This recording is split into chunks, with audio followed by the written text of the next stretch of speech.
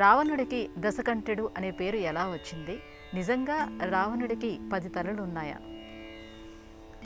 రావణము అంటే గొప్పనైనటువంటి ధ్వని జన్మించిన సమయంలో రోదన ధ్వని కారణంగా ప్రపంచాలన్నీ కూడా కంపించడంతో రావణ అన్న శబ్దం అతడికి సాకారమైంది అని మనకు రామాయణం అలాగే ఇతర సంహిత గ్రంథాలు తెలియజేస్తాయి. పరాశర సంహిత అన్న గ్రంథంలో ఈ రూపం కొంత మనం వివరించవచ్చు, తెలుసుకోవచ్చు. పరాశర సంహిత పటం ఛింద్యాత్ ఘటం భింద్యాత్ కుర్యాద్వా గార్ధభ స్వరం స్వరం ఏనకేనాప్యుపాయేన ప్రసిద్ధో పురుషం భవేత్.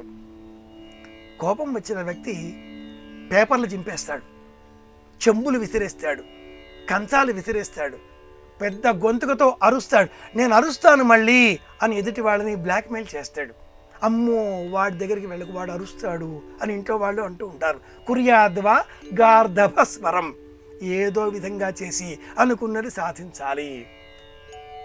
అంతటి తీవ్రమైనటువంటి స్వరం కలవాడు కనుక దశ విధములుగా ఉండేటటువంటి గాత్ర సౌలభ్యంతో మిమిక్రీ ఆర్టిస్ట్ అనుకుందాం కాసేపు. దశవిధ కంఠములతో, రావములతో, గ్రీవములతో పరమేశ్వరుడిని ప్రార్థించి ఒప్పించి మెప్పించిన వాడు కనుక దశకంఠుడు అన్న పేరు ఆ రావణునకు స్థిరమైంది. దశరథుడు అంటే రాముని తండ్రి 10 రథములు కలవాడా. ఒక్క రథం పైన ఆయన అధిరోహించి ఉండగా పూంచిన ఆ గుర్రములు 10 రథముల వరుసలలో ఉంటాయి కాబట్టి అతడు దశరథుడు. అది ఎలాగో దశగ్రీవుడు అంటే 10 కంఠాలు గలవాడు అని మనం ఆలోచించకూడదు. ఓ తలకి తలనొప్పి వస్తే అమృతాంజనం ఏదలకి రాస్తాడు అనకూడదు. రాముడు బాణాలు వేస్తూ ఉంటే ఒక తల పడిపోయింది, మళ్ళీ తల పుట్టింది, ఆ తలకి బాణం వేశాడు, ఈ తల పడిపోయింది, ఇలా ఆలోచించకూడదు.